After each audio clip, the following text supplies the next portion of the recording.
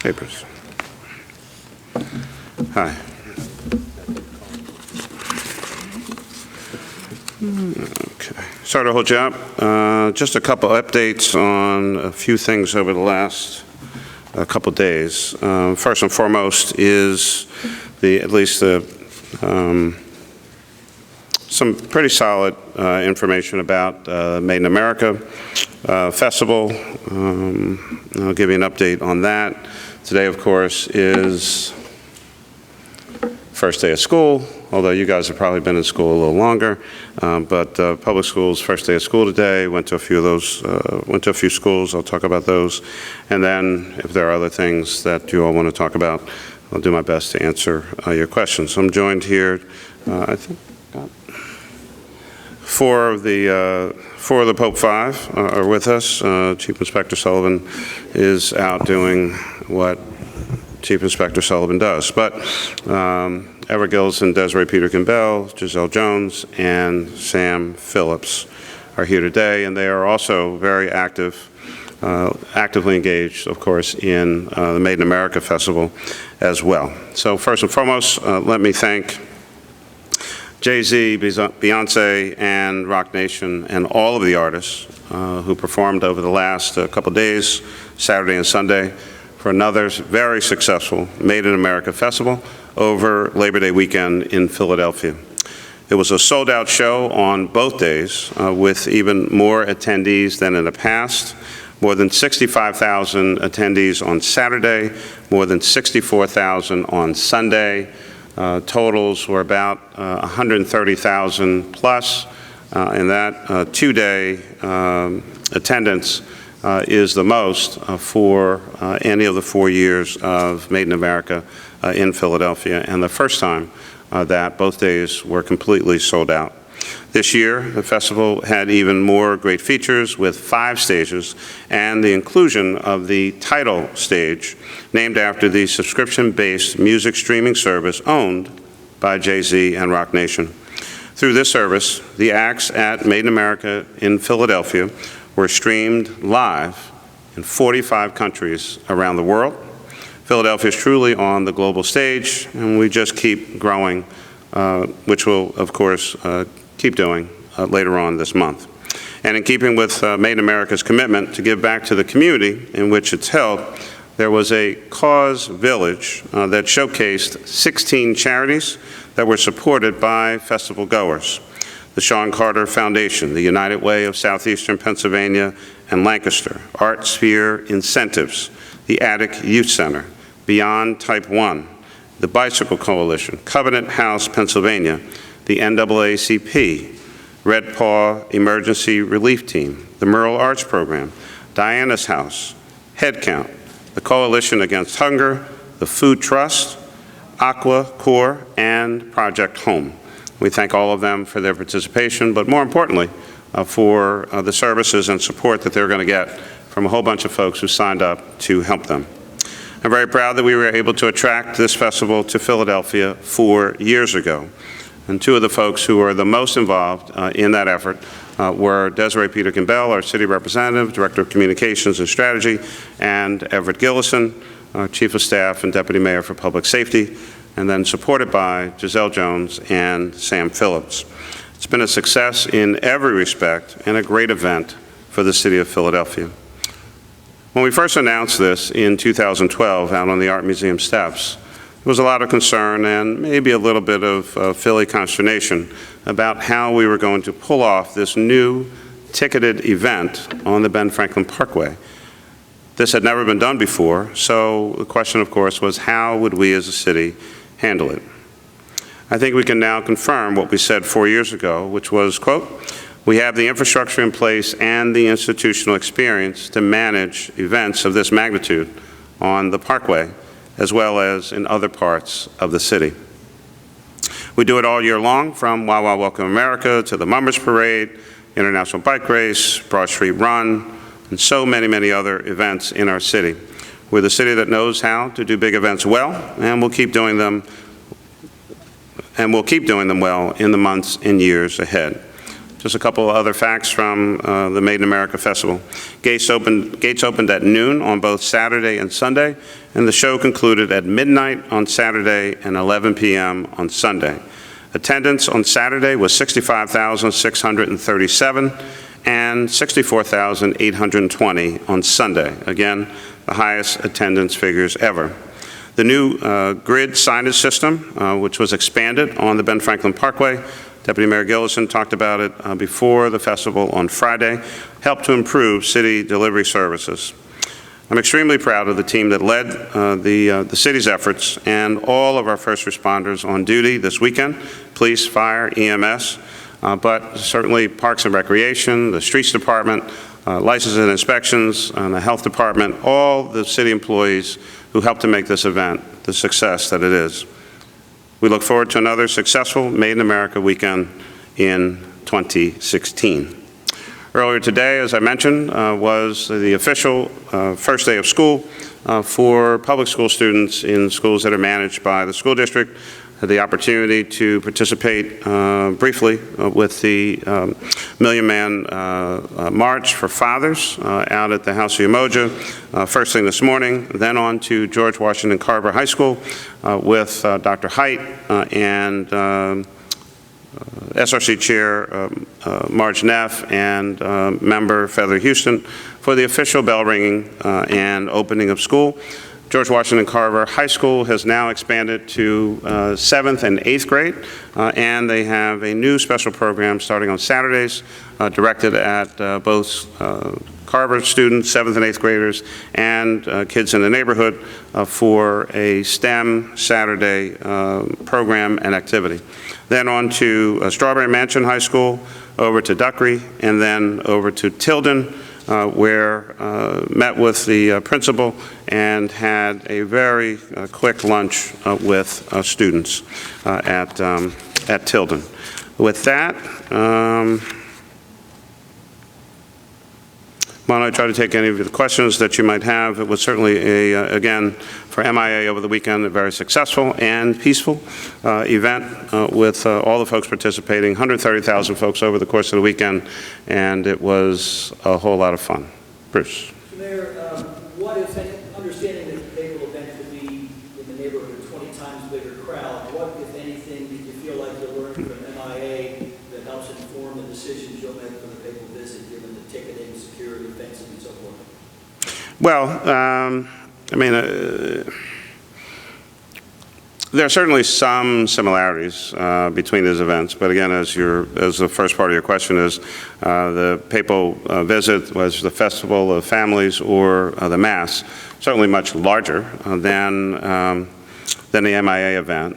The security, at least in the most secure zone, will be obviously different than the Made in America event. We don't have the Secret Service out with magnetometers at the Papal event.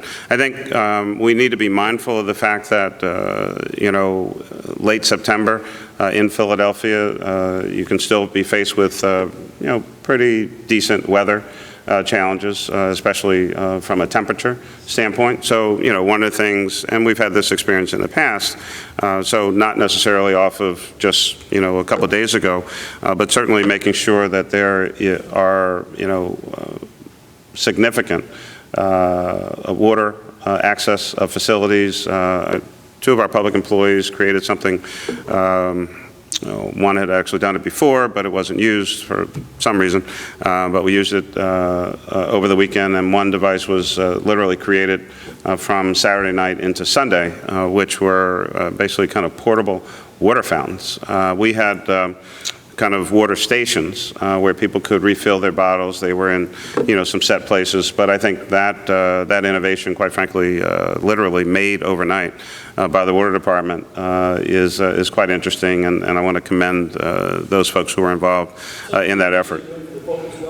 We have to think about location. Again, different kind of crowd. As I said, I think to one of the reporters, we're not necessarily expecting as much, non-water beverage consumption at the Papal visit as we may have experienced at MIA. But nonetheless, folks are going to be out for a pretty decent number of hours. In many instances, they're going to be standing. It could be rather warm. And so the larger issue is making sure that we strategically place as much, water, medical tents, and the like around the, Francis Festival grounds as possible. There was, quite honestly, I mean, I experienced this. I hadn't thought about this, quite frankly, too much until I was out in it. I guess we haven't had much rain recently, and much of the area is either grass or grass and dirt. So, not to the point where it gets messy, but probably if we had the same kind of experience later this month, I expect that we'd kind of wet the areas down, maybe very, very early in the morning, just to keep, some of that dust down. And I mean, dust has an impact on folks, well, on anybody, but certainly if you have respiratory challenges, it makes it that much worse. I mean, those are some of the probably smaller things. Crowd.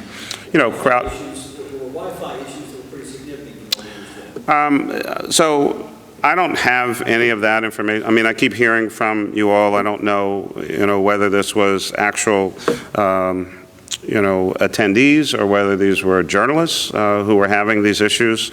We don't have any level of reports indicating that there were issues or challenges out there. I made any number of phone calls out on the grounds, but again, I would say to you that I mean, I was in my car just a little while ago. I was coming around City Hall. My call dropped. I mean, it's just I mean, technology is not perfect. Nonetheless, I mean, I think those are really discussions that are probably better had with, just to name a few, and I'm not trying to advertise them, but I mean, they're the rather obvious ones. It's AT&T, Verizon, T-Mobile, Sprint, whoever else are the, but I think those are kind of the big four in terms of carriers. I think you would probably, get more detailed information from them. It's their service, it's not ours. It's not like we're out stringing, wire or copper or fiber, whatever the current technology is. We obviously want to have great service, but I think you're going to get your best answers on those kinds of issues from the actual carriers. We don't have any, I mean, it's not like folks were calling us to say my phone's not working, but on any given day, folks are usually not calling the city saying they have a problem with their carrier. You should, if you have a problem with your cell phone, you should probably call your carrier. Yeah, Pat?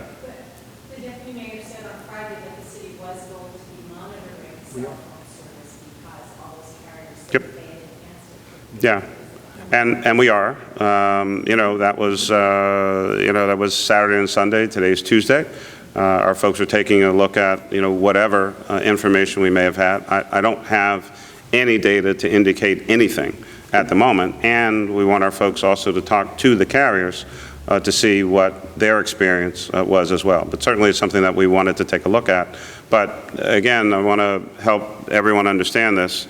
We all love the Pope, and we're excited about the Pope coming here. But I mean, we look at cell service for all the big events that take place. So our looking at cell service for MIA is not something new or specifically related to the fact that we're going to have a papal visit. We would do that anyway, just because we want to know. Yeah. And is the Commerce Department also looking at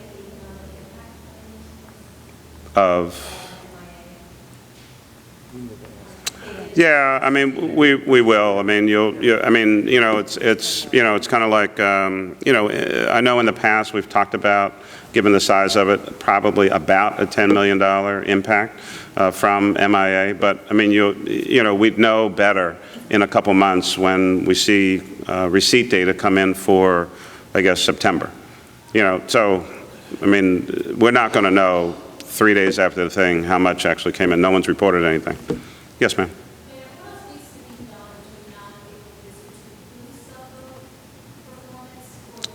Yeah, so you should call Verizon or AT&T or Sprint or T-Mobile and ask them what they plan to do to enhance service for their customers who might be coming to Philadelphia for the papal visit. I mean, I am nowhere near, a cell phone expert. It's either more towers or what we call, sometimes they call cell on wheels, which the acronym for that is CAL. You know, I mean, I don't make these things up. But I think you'd have a better conversation with the actual cell phone carriers as to what steps, what actions, what equipment, what enhancements they would bring to such an event, which I know all of them want to support. But, I mean, it's nowhere near a level of expertise for me. I have a cell phone like everybody else. Hope it works every day. Yeah.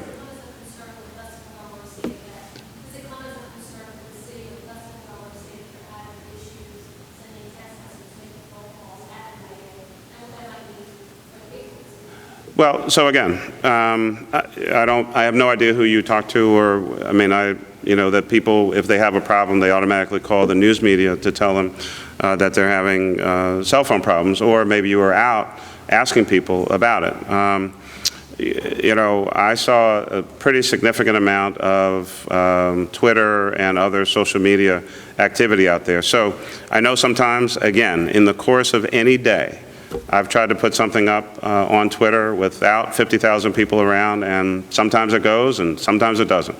So, you know, it's kind of what happens with technology. Having said that, we will work with the carriers about their systems. We don't run them, we don't own them, we don't operate them, but we do want them to work. So again, I would strongly encourage you to talk to the carriers about specific steps that they would take to boost or enhance service. That's really a technical issue. Tommy? Tommy? What is the weather contingency for people visit if there's, a year ago, you had Clear the Parkway for MIA when you had thunderstorms? Yeah. Yep. What happens if that happens the day the people visit? Well, I mean, you know, I think a little bit of tongue-in-cheek last week when I was asked about this. I mean, we've gotten every indication from the Vatican that Pope Francis has cleared that weekend from a weather event standpoint. On the other hand, which, you know, we will rely on his decree. Obviously, as best I know, this is a rain or shine event. But if there were some severe weather event and we could anticipate that and, you know, would see something like that coming, which we're always monitoring, you know, the weather all 4 seasons, we would have to either know that something pretty significant was going to happen over that weekend and get information out, as we do for all the other severe weather events here, or if it was, you know, a chance of something, but it's not clear that it's happening, and all of a sudden you run into that situation, we would have a contingency plan for making sure that people were safe. And if it is similar to what you mentioned on MIA, you know, if it was that bad, obviously we'd have to evacuate because people, we want folks to be safe. But we'll. Office of Emergency Management has a variety of plans for all kinds of, you know, events. Obviously, this is a pretty unique one, but certainly that kind of plan will be in place for what to do if lightning, thunder, I mean, that's about the only 2 things I think that could happen other than a hurricane. I don't know if we're still in that season in the, at that part of September. But all indications seem to be that, I mean, we're going to have pretty clear skies and clear weather. Yes?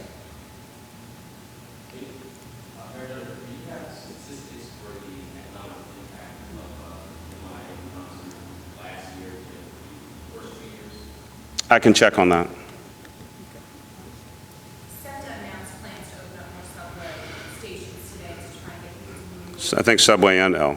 through the city. Does Yeah. that change perhaps where we allow more people to park to get into the city? Will stadium parking be opened up, but now they can take advantage of those subway lines to park Frankfurt or take the varsity lines to come in? So I can't speak to the stadium aspect of this. I think the main thing with the both additional station stops on both Broad Street and the Market Frankfurt L is also designed not only to you know, give people more access points, but also they get additional exit points. So whether it's 30th Street and, you know, we can get you the information, although I think it's been, I think one of the papers printed on the map some walking distances. I mean, obviously 30th Street is pretty close to the Ben Franklin Parkway.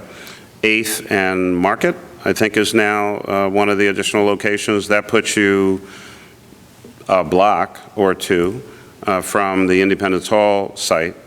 The Broad Street subway, again, if I'm remembering, Spring Garden Street and Walnut Locust on the Broad Street axis, I mean, puts you that much closer. So, I mean, I think SEPTA is right when they say, you know, pretty much no one gets you closer.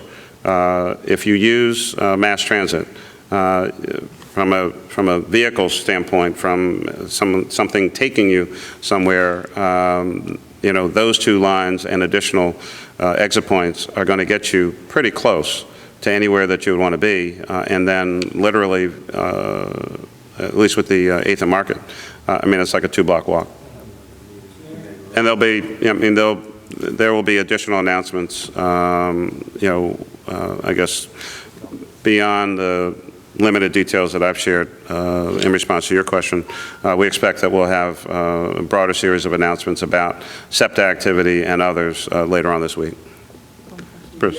10,000, Opening a Family site put up 10,000 free public access tickets for the Independence Hall event today Yeah. at noon. They were distributed inside of 2 minutes. Within a matter of other minutes, they're already up on eBay for a couple $100 or more per ticket. Your thoughts? I mean, I think that's pretty ignorant, to be honest. So these are free tickets to hear the Pope speak on at least I think he may speak about any number of things. The one I remember is immigration. I think it's immigration and something else. Right. So Pope Francis comes to Philadelphia to speak on, at least at that location, immigration and religious freedom. You get a free ticket and then throw it up on a site to try to sell it. I mean, that's in, at least in the neighborhood where I grew up, I mean, that's trifling. It's just trifling. And I would hope that, you know, for all that many, many people are going through, and, you know, whether you live in West Philly or, you know, live in West Virginia, if you're trying to get here and you legitimately want to be a part of this experience, and, you know, that tons of folks would like to have, for whatever reason, I mean, I just think, I mean, that's just wrong. But, I mean, no one's asked me that. I mean, so I gave you my immediate response. I'm sure the folks behind me probably all dropped their heads down when I said that, but, you know, you asked and I answered. So, last question. Julia. This might be coming later, but do you have any updates on where people within the secure vehicle perimeter may be able to park, and when the city might have to start showing? So on both of those components, as a part of, you know, we've pretty much been having the weekly pressers. That's an issue that I will address at that time. I've said before, of course, that we've been working with any number of parking lots, whether surface or multi-level, to help folks with that relocation. And our preference, obviously, is that folks relocate their vehicle on their own.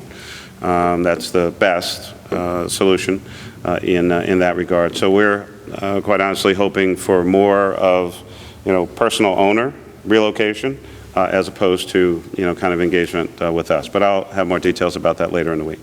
All right. Thank you all so very much. The only reason you all are not in school is because you're interns in my office, correct? Very good. All right. I'm just checking. Good seeing you all. Thanks a lot.